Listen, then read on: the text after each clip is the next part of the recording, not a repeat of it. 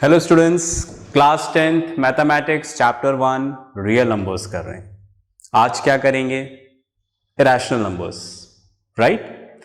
Irrational numbers 9th में पढ़ चुके हो, राइट। नहीं याद है तो इस लेक्चर से पहले मैं आपको एक इरेशनल नंबर का लेक्चर भिजवा दूंगा, राइट, ताकि आपको पता लग जाए इरेशनल नंबर क्या होते हैं, राइट। तो हम लोग क्लास 10th में इरेशनल नंबर के साथ क्या करना है वो हमें यहां पर सीखना है, ठीक है। फिर भी थोड़ा सा बता देता हूं इरेशनल नंबर्स क्या होते हैं, राइट।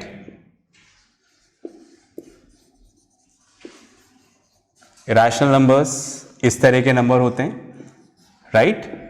जैसे प्राइम नंबर है और प्राइम नंबर के ऊपर ये रूट का सिंबल है, राइट।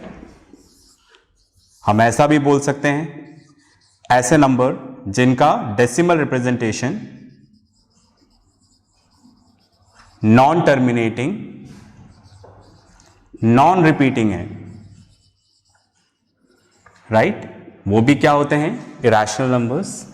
या फिर इस तरह के नंबर, राइट। आप देख रहे हैं यहां पर नंबर ऑफ जीरोस बढ़ते जा रहे हैं, ओके।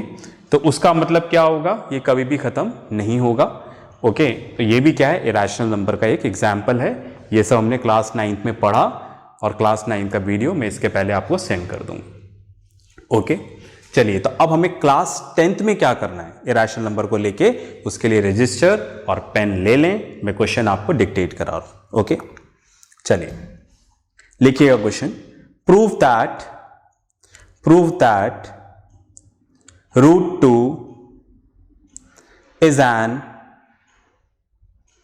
irrational number, okay. देखो, हमें पता है कि √2 इरेशनल नंबर है, ठीक है, राइट। इसी को हमें प्रूफ करना है, ओके। प्रूफ करने का तरीका क्या होगा वो मैं आपको बताता हूं, ठीक है, किस तरीके से अपने को करना है। फाइन, पहले मैं इसको रब कर देता हूं, ओके, फिर अपन आगे चलते हैं।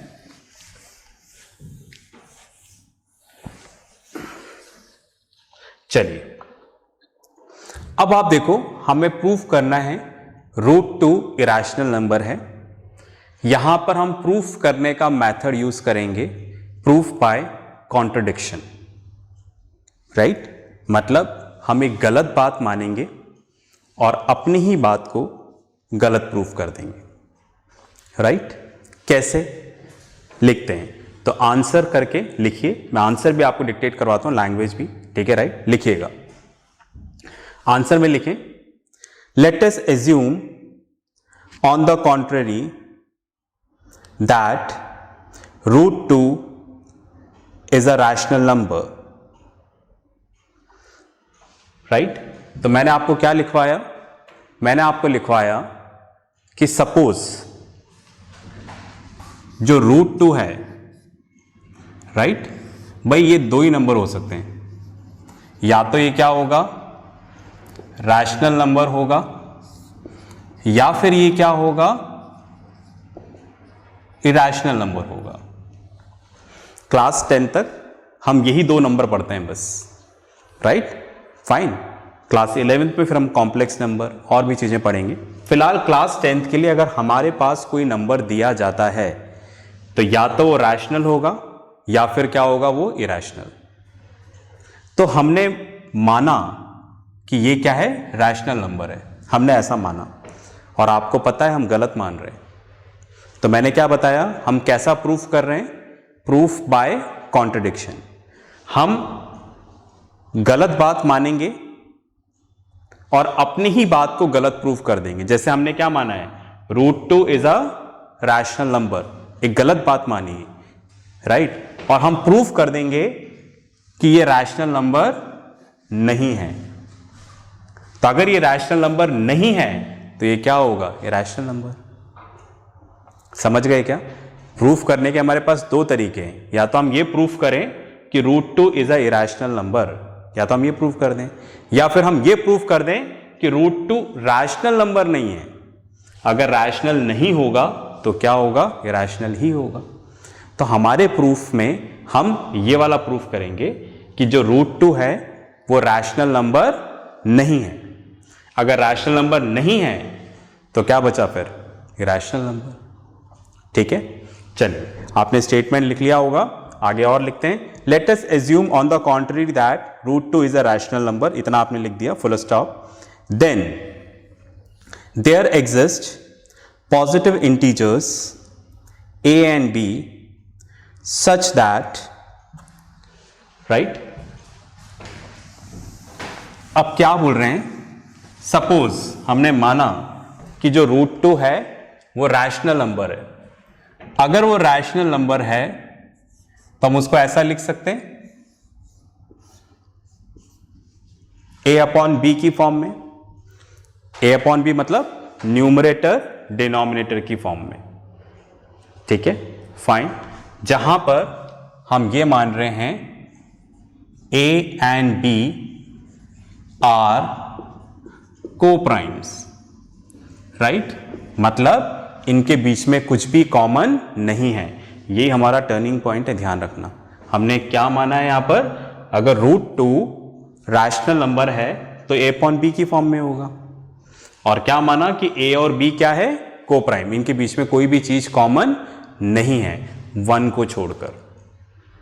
ठीक है, चलिए अब आप देखो, ये पहली स्टेप क्लियर हो गई ना, सुन लिया ना ध्यान से सबने। तो हमने माना कि ये रैशनल नंबर है, रैशनल नंबर है तो न्यूमरेटर डिनोमिनेटर की फॉर्म में लिख सकते हैं, और इन दोनों के बीच में कुछ भी कॉमन नहीं है 1 को छोड़कर, राइट? मतलब ये क्या है, को-प्राइम है।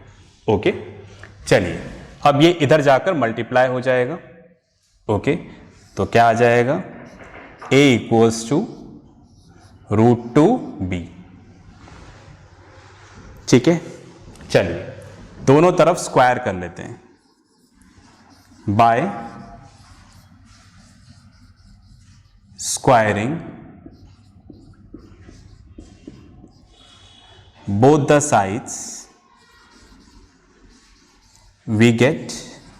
मैथ्स में जो करना है वो इक्वल साइन के दोनों तरफ करना होता है। ठीक है, राइट? चलिए इसका स्क्वायर करेंगे, राइट? तो इधर भी स्क्वायर करना पड़ेगा। ओके, तो ये आ जाएगा यहां पर a², √2 का स्क्वायर 2b², राइट? बस में आ गई। तो आप ध्यान से देखो, a² इक्वल्स टू, इसको ऐसे लिख दो 2 × b², तो मतलब ये a² के क्या हो गए, फैक्टर्स हो गए। फैक्टर्स तो याद है ना, बता देता हूं दोबारा। ठीक है, फैक्टर्स समझा देता हूं मैं। जैसे 6 के फैक्टर्स क्या हुए, 2 × 3 × 1, है ना? ये क्या हो गए, फैक्टर्स। तो 6 के फैक्टर्स हो गए 2, 3, 1। तो जब हम किसी भी नंबर को मल्टीप्लाई वाली फॉर्म में चेंज करते हैं तो हमें जो नए नंबर्स मिले हैं ये इसके क्या कहलाएंगे, फैक्टर। पहली चीज। दूसरी, किसी भी नंबर को उसके फैक्टर से डिवाइड करोगे तो रिमाइंडर हमेशा क्या आएगा, 0। देखें आप, जैसे 6 है, ठीक है, 2 इसका फैक्टर है, इसके फैक्टर से डिवाइड करो, 2 × 3 6, रिमाइंडर क्या आ गया, 0, राइट? 6 को 3 भी फैक्टर है, 3 × 2 6, रिमाइंडर 0, राइट? 1 से डिवाइड करें, 1 × 6 6, रिमाइंडर 0। दो बातें बता दी मैंने, किसी भी नंबर को उसके फैक्टर से डिवाइड करोगे तो रिमाइंडर क्या आएगा, 0। तो आप देखो यहां पर जो a² है ये भी मल्टीप्लाई वाली फॉर्म में चेंज है, मतलब 2 और b² इसके क्या है, फैक्टर हैं। जैसे 2 और 3 इसके फैक्टर हैं, वैसे ये भी इसके फैक्टर है। उसका मतलब अगर आप a² को 2 से डिवाइड करोगे तो रिमाइंडर क्या आएगा, 0। मैंने बताया किसी भी नंबर को उसके फैक्टर से डिवाइड करोगे तो रिमाइंडर क्या आएगा, 0। मतलब अगर हम a² को 2 से डिवाइड करेंगे तो रिमाइंडर क्या आएगा, 0, क्योंकि 2 उसका क्या है, यहां पर फैक्टर है। बस में आ गई। चलिए इस कॉन्सेप्ट को आपने सुन लिया होगा, इसको मैं रब कर देता हूं, फिर आगे चलते हैं।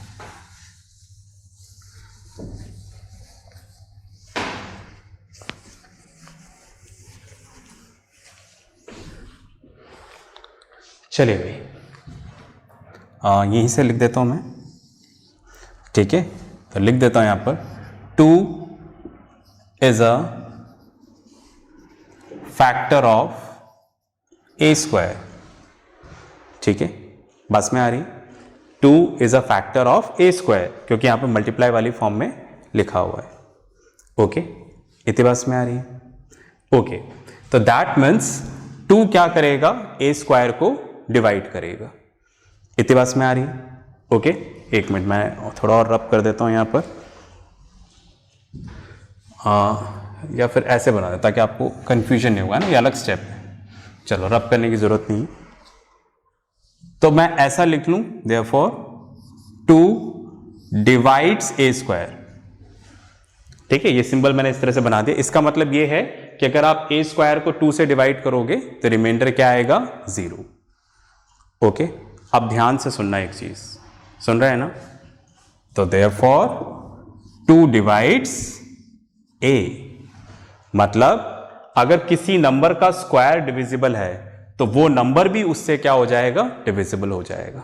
आप चेक करके देख सकते हैं, राइट, फाइन। मैंने क्या बोला, किसी नंबर का स्क्वायर अगर डिविजिबल है तो वो नंबर भी क्या हो जाएगा, उसी नंबर से डिविजिबल हो जाएगा, ओके। चलिए, तो इसको हमने क्या मान लिया, 1। तो हम क्या बोल रहे हैं, a is divisible by 2। Divisible मतलब अगर a स्क्वायर को 2 से डिवाइड कर रहे हैं और रिमाइंडर 0 आ रहा है, क्योंकि 2 इसका फैक्टर है, तो 2 a का भी फैक्टर होगा।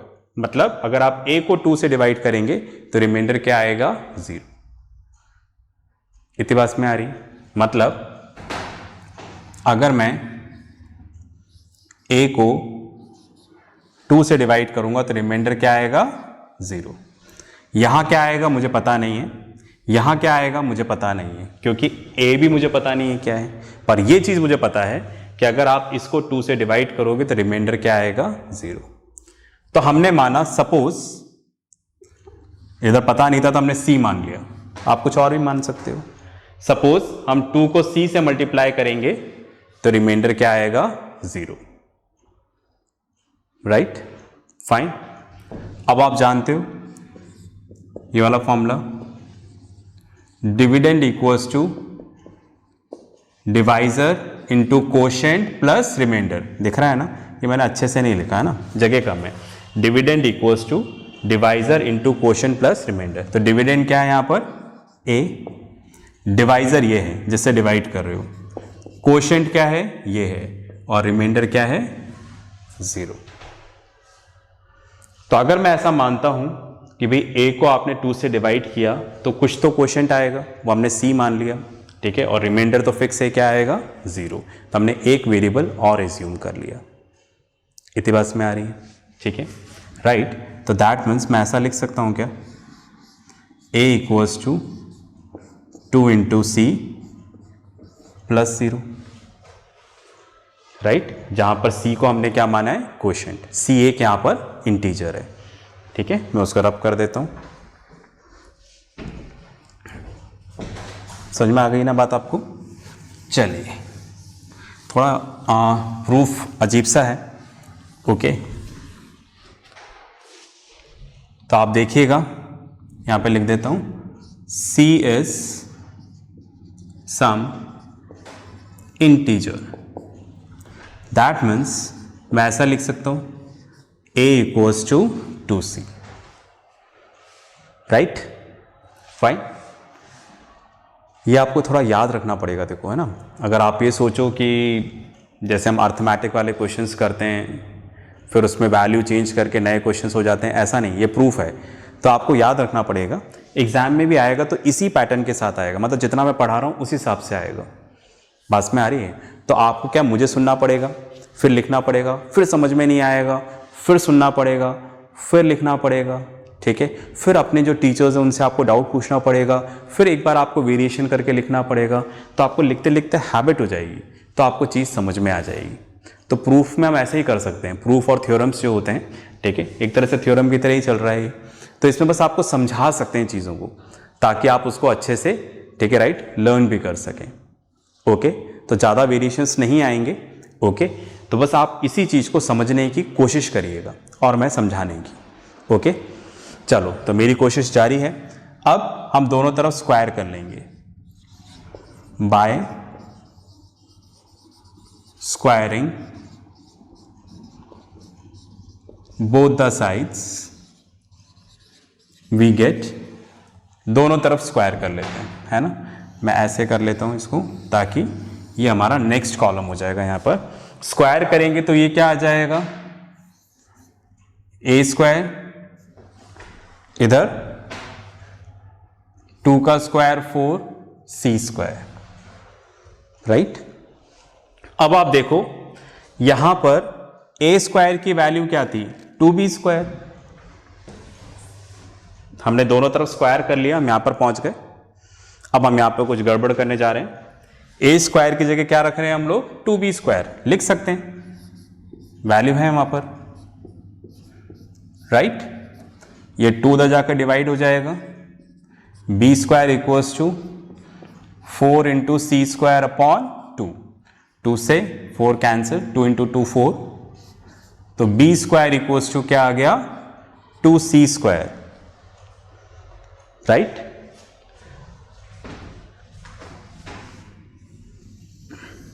ओके, तो ऐसा लिख लें, b square equals to 2 into c square. Okay, right. अब आप इतना पूरा लिख लो, जगह नहीं है, मैं रब करके फिर आपको आगे बताता हूं।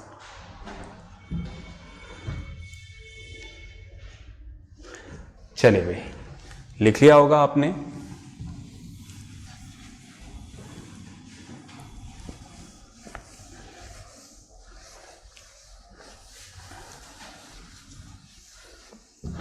इसको याद रखना, अभी डिस्कस करेंगे।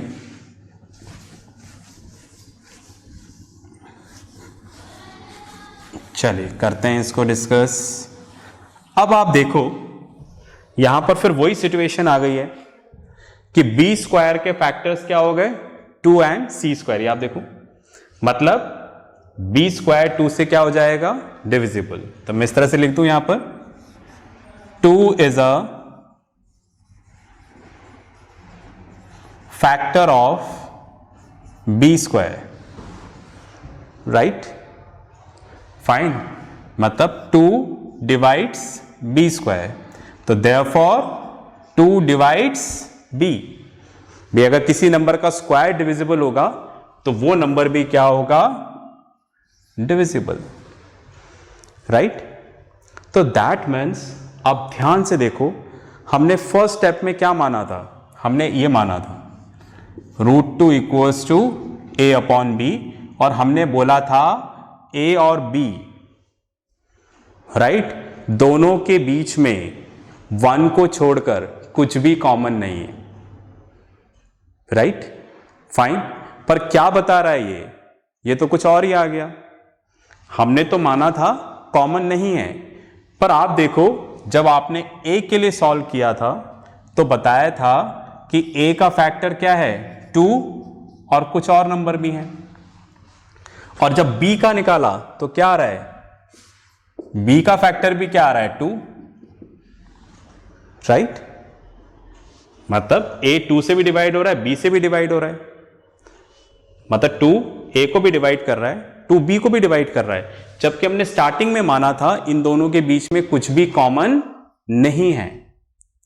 पर अब हम देख रहे हैं क्या, जब हमने सॉल्व किया तो हमने देखा कि दोनों के बीच में क्या कॉमन आ रहा है, 2 कॉमन आ रहा है।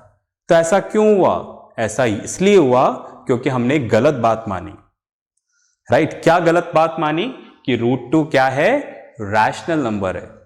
क्योंकि अगर आप गलत बात मानोगे तो आगे आंसर गलत ही आएगा। बात में आ रही है, ठीक है।